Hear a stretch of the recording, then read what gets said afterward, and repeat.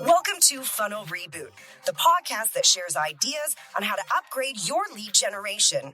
Here is your host, Glenn Schmeltzley. Hey, Glenn here. Welcome to Funnel Reboot. Today, we're diving into what scaled up marketing looks like. Let me first remind you that I love getting your feedback and I sincerely want to hear what you think of the show. You can leave it on a review, but I'm also welcoming you to reach out to me directly on the feedback form on the funnelreboot.com website. To today's show. We all know our paid media marketing within the walls of organizations of our size, but that doesn't really show us the entire size of the marketing universe.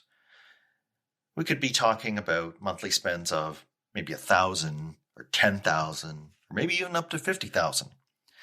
But what does it look like when it grows to enterprise size with budgets of 6 and 7 figures? At that level, you start seeing media buys that act in concert, known as omni-channel marketing, where the consumer is receiving messages from all sides.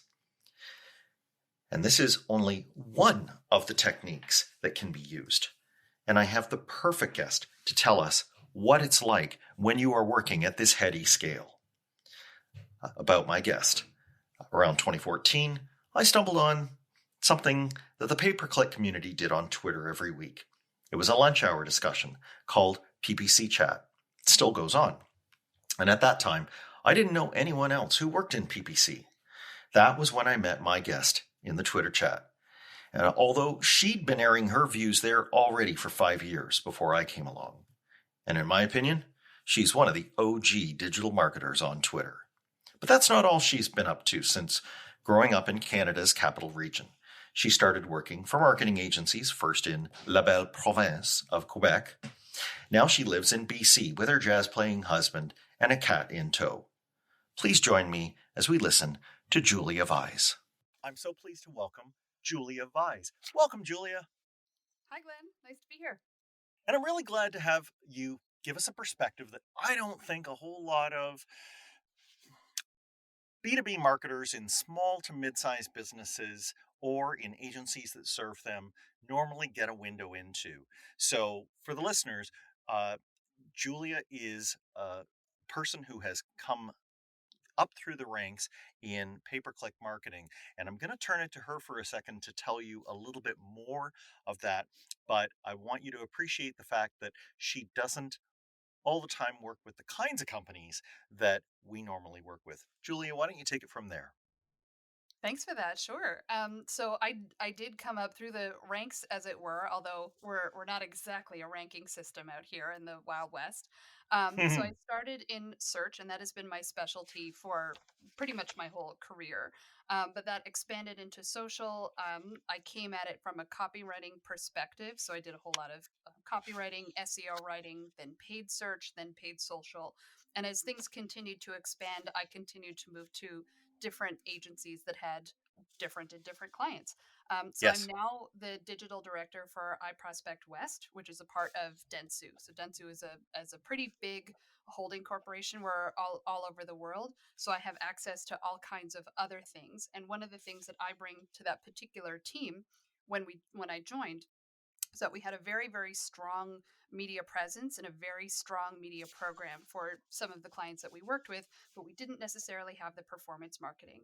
So the idea at the time was that I would plug in and it would sort of round out the entire offering. And of course, in the last couple of years, everything's just exploded. And so everything has become important to run at the time. So the industry word that you would use to describe our team would be omni-channel. And it's an approach where instead of having like a team that does this and a team that does that, our team on the West does a little bit of everything, and we work together to specialize in that. Yeah, no, that's a really good way to explain it. And I like how you kind of looking back at the pay-per-click world, you kind of put it into the performance marketing arena because as the old saying goes, it's very hard to see what the label on the jar is when you're inside the jar. Yeah. And I feel that way because I have, my own story is similar to yours, but I am still working very much with the kinds of companies that I have all along, that we're using tools which are accessible. Hmm. Basically, a credit card and some imagination is needed to get There it going is. on those. And you still very much provide that, but it sounds like you've got a wider swath of outlets that you can access as well as those core ones, right? Yeah, like think about it this way. Any small or medium business owner is going to need exactly what you just said. Credit card and imagination. I have access to a slightly bigger credit card, Yep. and there's a whole room full of imaginations working together. So it's not like my tools are, specifically different. There's no, secret Microsoft ads or secret LinkedIn ads or secret Google ads. We Right. use the same platforms as anyone else. We Right. simply have a couple more zeros on the budget to work with, so we have more room to introduce additional channels. And I have more people I can talk to about, what do you think of this? What do you think of that? How can these different things work together? Sure. Sure. Some of those other ones will, as we talk about omni-channel, will no doubt percolate over into areas that um, many people aren't used to thinking of as Sure. being channels they can touch. I'm thinking Yeah. of connected TV. I'm thinking of display. I'm thinking of individual publishers. Can you Mhm. maybe just take us through a quick tour of what those are? I know there's more of them out there, but what would be the main ones that if I were in a meeting and I heard it being said, I could at least go, okay, Julia, give me a way to kind of know what compartment that goes in. Yeah, absolutely. So we'll start with publisher side because I feel like that comes up a lot in the B2B world. Yep. There's usually someone somewhere, a business owner, who has a really, really strong connection to a specific publication. It's like the thing that they read every day. It's something that they know is, touches their industry, and they find really important. Yep. What you'd want to do to get in touch with that publisher, because Canadian publishers, as you know, are a little bit strapped. We're always at risk of being overrun by bigger, American and European publishers. Yep. So, what do they need to do? They need to make sure that all of the revenue coming in is going to them and not necessarily a third party, like a social network, for example. Yep. So, you'd want to look at who the ultimate owner is. For some of them, it's going to be direct. So you'd actually contact them directly. And usually can just through their website. Yep. Some of them are part of the Bell world here in Canada, and some of them are part of the Rogers world here in Canada.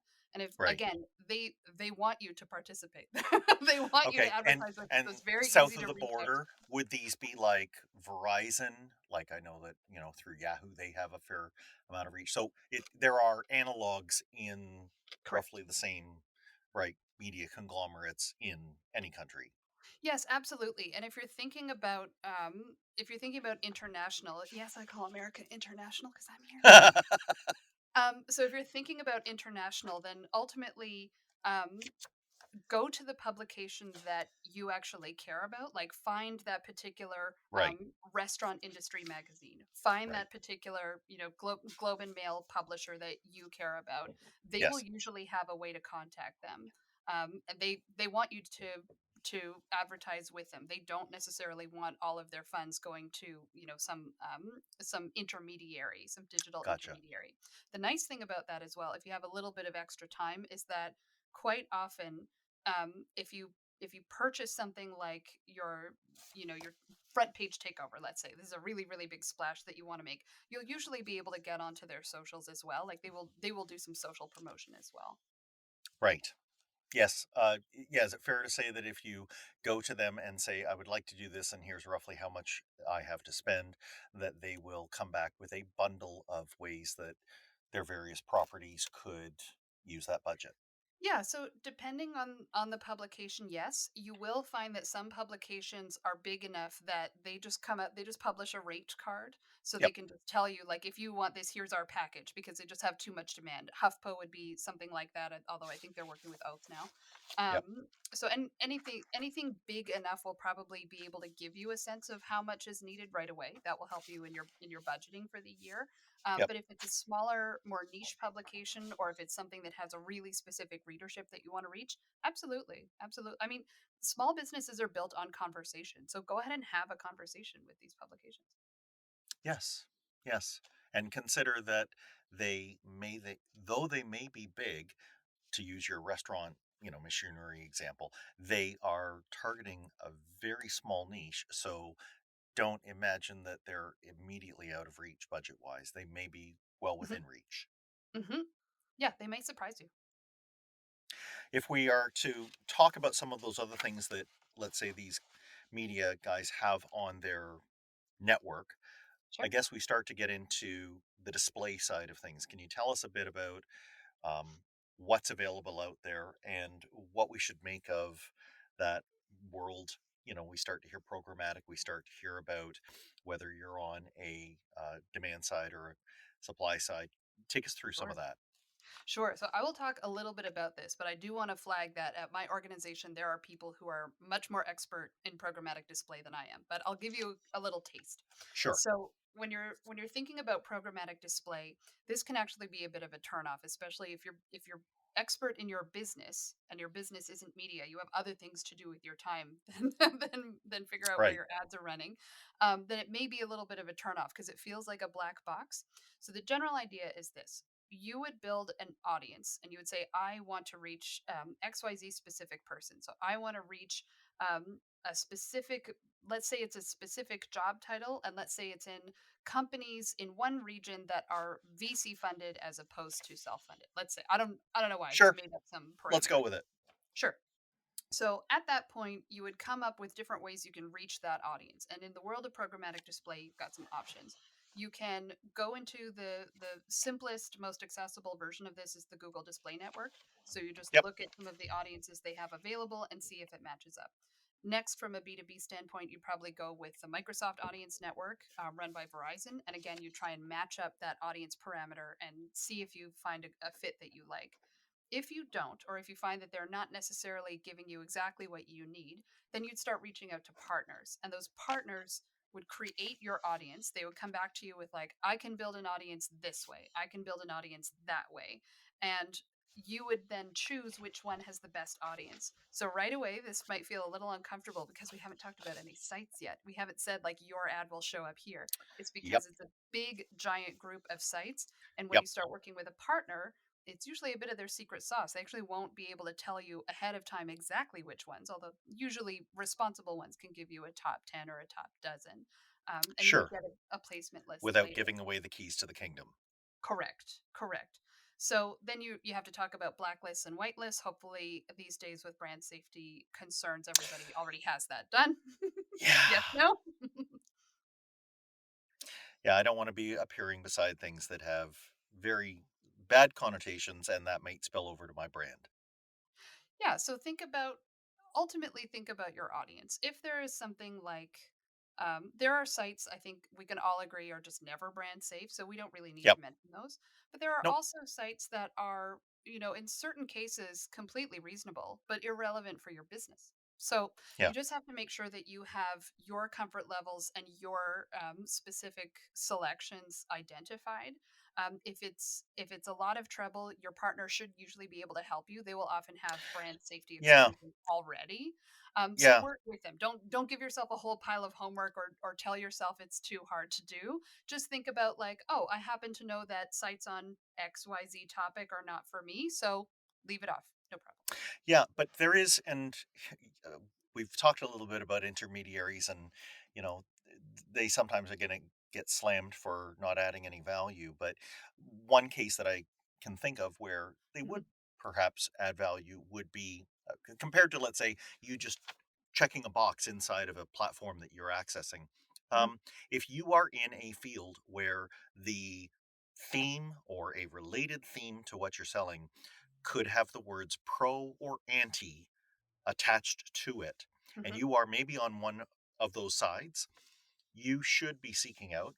Tell me if you disagree, but that's kind of an area where somebody will go, ah, okay, I understand which side you are on. And even though these came up on a keyword match, there are certain ones that are not at all in the same um, area. They're not going to promote things the same way that the sites that are friendly and that are aligned with your brand would help. Yeah, and in the B2B world, that can often be something relatively neutral. Yep. So brand safety tends to come up when like a prominent B2C business chain appears next to something terrible on the news. Let's say Yep. that happens a lot, and that's the type of thing that we're trying to prevent. From a business standpoint, it might be as simple as if your business is really specific, you sell a really specific piece of machinery. One partner, let's say it's a really big giant engine, knows that that part is related to a much bigger industry. Well, you probably Yep. don't need to appear against the entire industry. You Right. just need to Waste. appear against this specific particular part, right? So think about it that way. And It and it doesn't have takes a to be human like being to know the difference. sure does. It sure does. Very good point. When it comes to the types of things that we're going to do if we're stepping into programmatic, I want to talk for a minute about maybe our objective. So, would I be right in guessing that brand awareness is probably the primary thing that it's going to give us? So yeah, we have left, performance for a moment and we're moving more into, I just want a lot more people to know that I exist. Absolutely.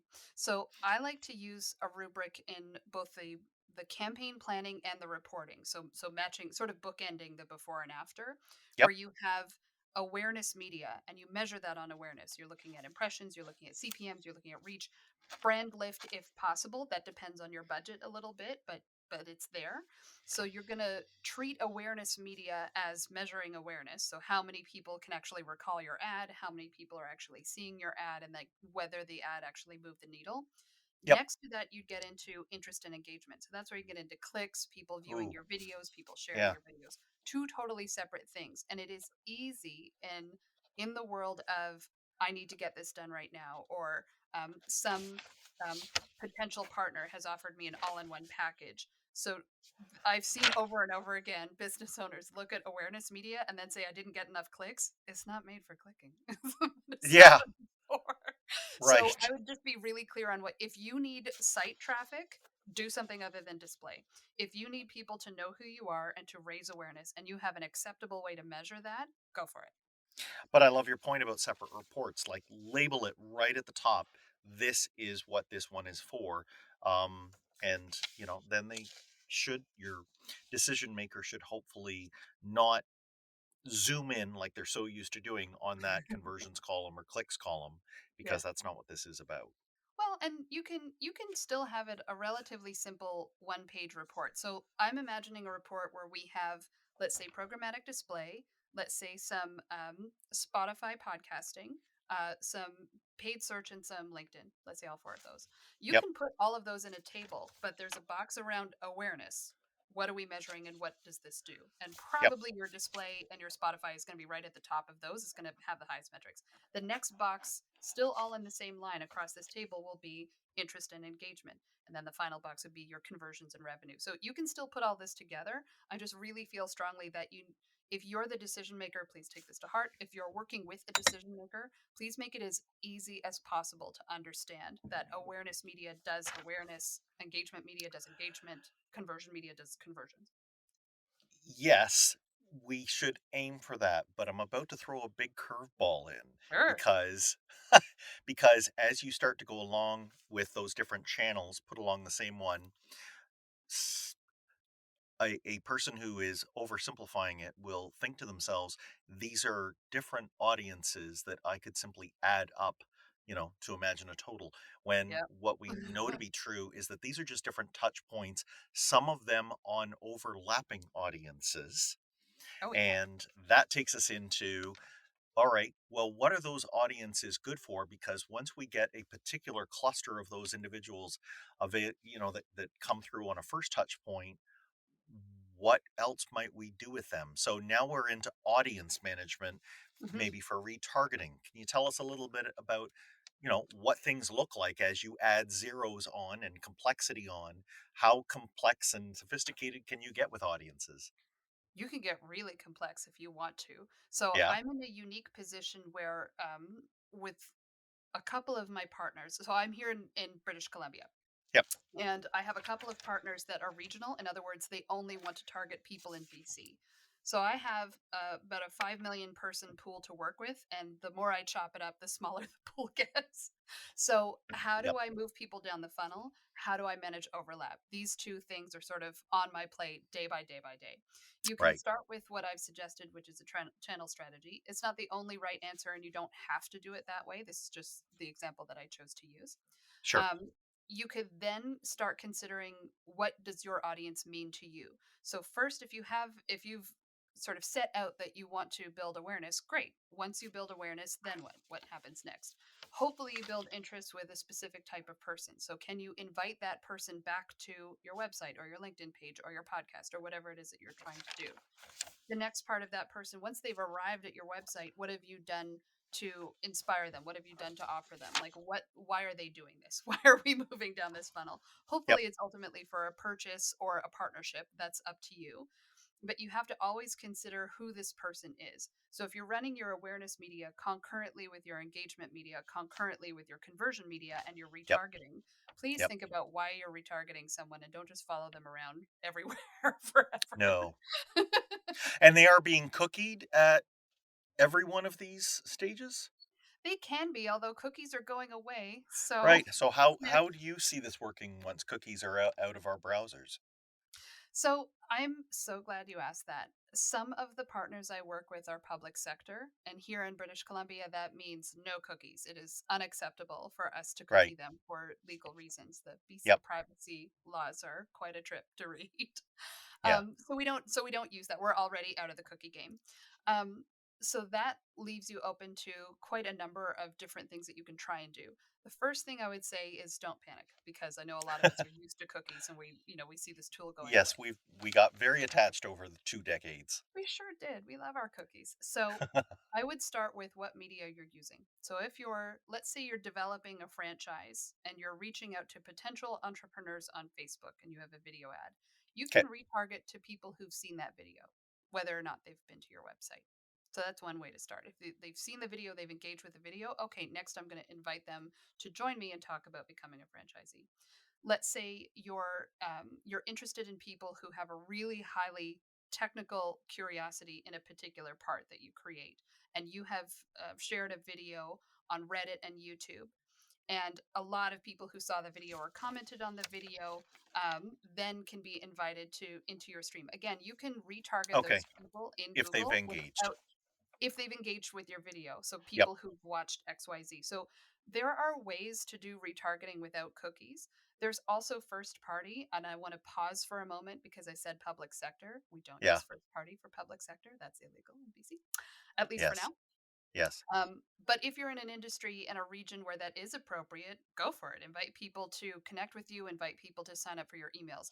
Just make sure that there's a reason for them to do it. If your reason for someone signing up to hear back from you is so you can retarget them, boo, bad reason. That is not anything good for anybody. If the Yeah. reason they need to hear from you is because their company can benefit from partnering with your company, fantastic.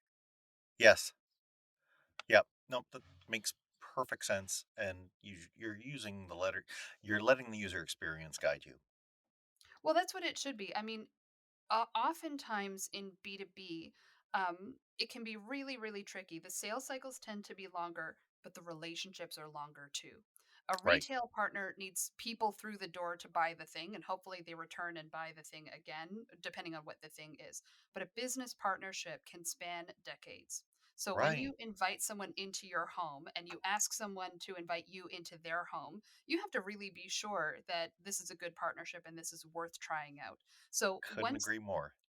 once people are through this funnel, hopefully the partnership takes over from there and you continue to work together. But always approach from the perspective that someone is coming to you because you have mutual value to offer and not because you need to hit a metric for the end of the month. Yeah. It, very much. And that there's also information that you can glean from uh, their own actions that might give you a sense of Mhm. whether you're doing a good job or not. Ad fatigue, for one, comes to Oh, mind. sure. And Sure.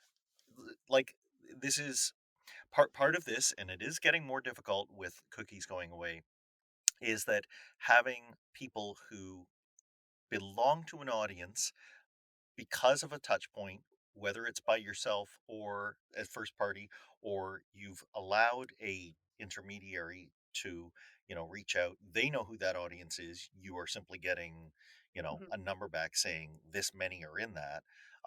Does audience management become so unwieldy that you need to use, some of the paid tools out there to manage it? I know Google offers one. What's your take on that? I think this is the answer to everything. I think it depends. Um, Everyone has a slightly different version of unwieldy. So if you have the time and the precision to want to put your own stamp on this, please go ahead. If Yep. you don't and you have a couple of dollars to invest, purchase something that works. Why expand your business into also being an audience manager? And if there's harmony in between those things, if you want to just buy an audience from Visa, for example, or partner with a hotel chain or whatever the right partner is that might have an Yes. audience to introduce you to, go Yeah. for it. Always knowing that you and your partner together need to manage that audience accordingly and be good actors on the internet. Um, but ultimately, you will decide what you have the bandwidth and curiosity for. If you have a Sure. lot of time and a lot of curiosity, go ahead and build your own audiences and manage them accordingly. If you don't, Yeah. then engage with one of these tools. Okay. So you do think it can be done, under one's own steam. That You need a sometimes lot of goes at steam. odds. Like, don't kid Right. yourself. You need a lot of steam. Well, I'm thinking of, and I don't know if it's just a line that, let's say, Google gives me, but the party line is sometimes, unless our platform knows all of the activities that you're doing on various channels, we won't properly know how to target for you. And so is, I can take it very charitably and say, they are helping, or I can say, well, no, I actually should be the responsible party. And if I just do a little bit more work to keep track of who my audiences are, I don't need to share everything with them. Where do you fall on that score? Well, I'm really glad you said responsible because at any stage of this, if you're engaging with future partners, you are Yep. the responsible party. It's not about Google managing your business or your audience for you. It's for them. They are really good at building tools. So you use them or not, but you are Good the point. responsible person. Yes. Um, when it comes to that particular argument, it's probably technically true. Yep. However, you have to balance your own needs. So if you're Yeah. in Google Ads and you're engaging with some audiences using GDN and YouTube, let's say, Yep. and Discovery, which will soon be PMAX, um, look at their audiences and see what it says. They have all kinds of signals that we can't see as part of their secret sauce. So we Yep. know that there's over 30 signals. We know that we can't understand every single one of them. So Yep. if you're interested in map placements, you're interested in searches, you're interested in YouTube interests, and then a whole pile of other demographic and connectivity data, then go Yes. ahead and use it. If you're a little bit more niche and all of that stuff is great, but builds you an audience that is too large because you also need to slice in a specific industry, or you Yep. also need to slice in a specific subgenre of one specific industry. So, Yes. yes, Hollywood, but also Hollywood editors, but also Hollywood editors that only work between San Francisco and Vancouver within the last couple of years. Like some of those Huh. slices are Yeah. probably exactly right for you and simply can't be seen by another engine. So if you are comfortable with that, then yes, go ahead and share that data. Don't ever share personal data with a third party. But if you Right. have a cohort already built based on your CRM, go for it. There's no reason not to. But always go into it accepting that you are responsible for this information. Right. You're just lending it to them to tune their targeting. Correct. Correct. Yeah. Attribution then comes into play because you've mentioned no fewer than three different ways that I'm going to be setting Sure. out my touches.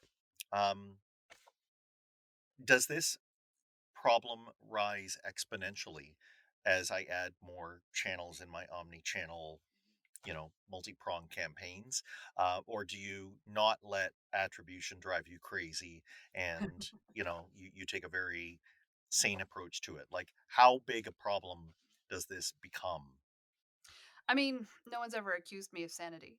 Uh, Life is short, and there are no perfect answers. Like even Adobe doesn't have a perfect answer for the moment you see an ad all the way to the moment you make a purchase.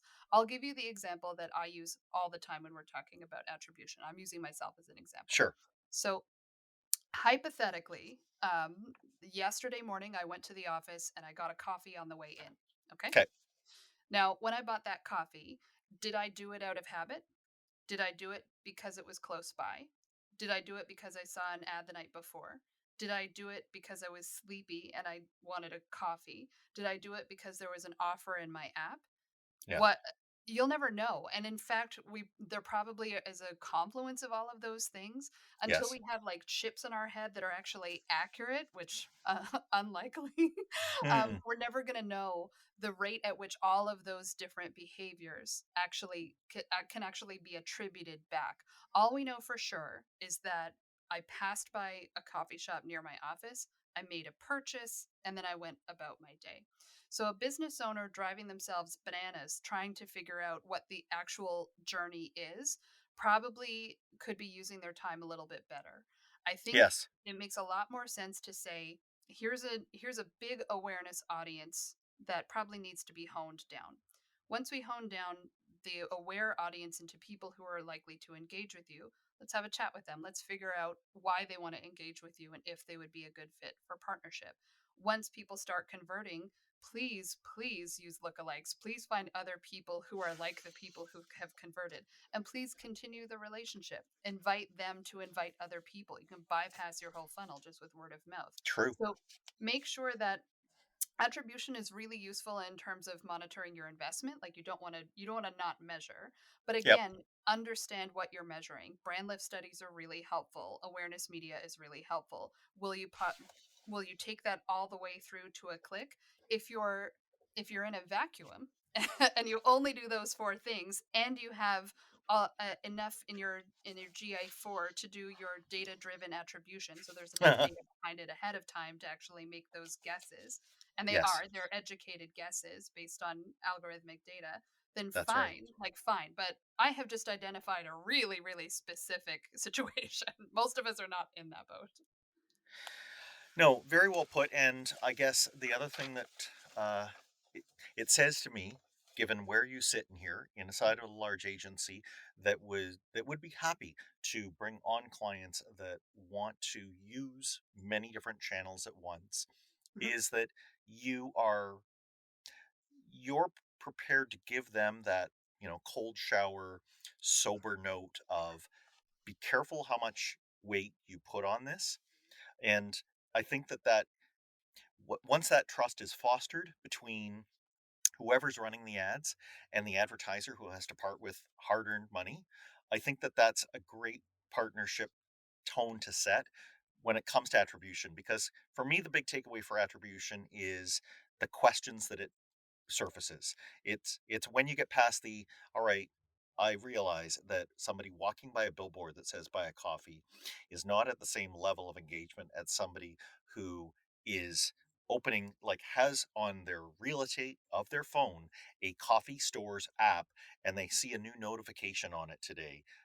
Two very different things, yet they both get boiled down to a one or a zero on an impression report. Yeah. you know this is the kind of, maybe it's cynicism, but it's just healthy analysis of the data that can be provided, and that you're simply taking a step back and saying, all right, but what does it really mean? Like, what's the actionable thing that I could do out of this There you go. that is going to get me somewhere? Yeah, and there's always that risk of myopia, but when you own a business, you live or die by those margins. You need to understand why Yep. people are buying. You need to understand how to get people to continue to buy. And for small businesses that emerged after 2020, like that was a financial catastrophe. Yeah. So for the year after, quite a number of business have started to bounce back, but I just want to approach with compassion. Yes, it's a bit of a cold shower conversation because I don't ever want to promise anything that is undeliverable. If Adobe can't do it, I certainly can't by myself. Yep. Yep. But what I do want to make sure that we're doing is that we're investing responsibly. So if I advise someone that the amount of the pool, let's say, for performance media is at the moment not large enough. So I'm going to recommend that we run some awareness media to get more people searching, get more people in the funnel. Okay, great. Yep. That sounds like pretty realistic advice. But that business owner then has to find the money to do that. And they have to understand what the measurement is going to be. And at the end of it, if all they see is impressions and to them impressions are meaningless, that's going to leave a really bad taste in their mouth. So it's True. really important to understand when we're making recommendations from a media standpoint, are we ourselves connecting it back to what does this business actually need? Are they in a position to take a little bit of a risk with something that they're unused to? Do they have enough money in the marketing budget to actually support such a test? Because if they don't, like if this is a Hail Mary, then Yeah. that's risky for everybody. Um, Yes. so what is our relationship at the outcome? And if you work with a company that's like maybe you add some zeros to the check and at the end of it you've tested new media and it wasn't successful for your definition of success, and so you've purchased some data, you now know XYZ about this channel or You this now audience. know. Well, not everyone has that available, right? Not everyone is gonna have those funds handy. Not everyone is necessarily going to be able to just run tests like that all the time. So very, very important when we're giving advice, and when we're hopefully planning out marketing for businesses, especially in the B2B world, just have some compassion and think about what the end result of this is going to be. Yeah. And I really do underline what you're saying about allocating a small percent of the overall budget to do those independent tests so that you can at least get an understanding beyond what the channel itself is Mhm. reporting to see whether or not you can independently verify it. Julie, I want to finish with this kind of scenario. You kind of talked about people making it through 2020. And yeah, that was, a time none of us want to go back to, but it Agreed. did allow for some people to get really deep into just getting the regular numbers that they absolutely had to keep the lights on. Let's maybe end on maybe a rosier case Sure. where with, let's say, people developing a new product or um, opening into a brand new regional market. Yeah. Can you tell me when somebody does decide, all right, I am ready to make the big expense and pull out all the stops from where you sit? Just paint the picture for what could be possible when you're trying to uh, bring it, let's say, into a particular time. You're trying to line all these things up so that they all hit at the same point in time in the market. And how much you've seen where you even notice in you know the day-to-day life that you're doing, like, wow, we showed up there, we showed up here. Just take us through what it really looks like when you have a beautiful big launch like that going. It's funny you should ask that. I'm in the middle of one of those right now, and I'm pretty excited about it. Tell me. So this is something that we run every year. And last year, or excuse me, the 2020 version of it was a little bit messy. Um, but one thing that is possible to sort of envision is that when you're making people aware in a lot of different ways, you're sort of encircling them with a really strong story. Hopefully, you have a really strong story to tell, Hmm. and you're sharing details as they become appropriate. So on your Pinterest, you're likely sharing things that are very beautiful, things that are very helpful, very suggestive, and give you a sense of like, ooh, I really like that idea. I tend to treat Pinterest a bit more like display. I know they're e-com traffic, but I haven't actually seen Yep. it myself. I've seen it more Yep. like seen in the platform. Yep. Your Facebook is probably doing a lot of engagement, so you're probably getting a lot more comments and a lot more conversations going in your private groups, and bringing that forward into search. So they're not, I'm not saying they're directly connected, but getting more people searching after those behaviors can be really, Oh really my. powerful. The Wow. other thing that I would like to say on the subject of something a bit rosier and the topic of recovery, when you partner with local publications and local radio stations and local television stations, you also are supporting a small business. Hmm. So that is really, really powerful. It's not just a matter of I'm going to work with what is most efficient, although often we have to. There's also the factor that your business is supporting a small business near you. They might be owned by, like, I don't know, Rogers or Sinclair or somebody. Yep.